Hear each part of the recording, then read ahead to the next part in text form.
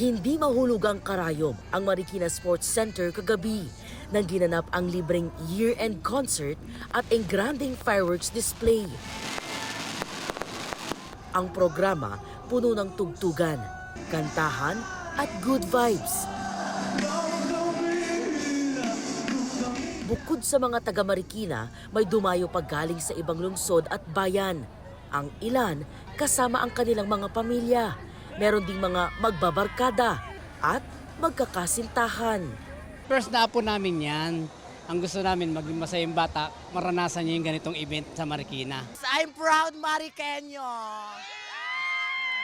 Yes, syempre, tinaabangan natin dito yung fireworks display, pati yung Poksan 2025. Syempre sa Marikina, iba ang saya. At talaga namang level up sa Marikina.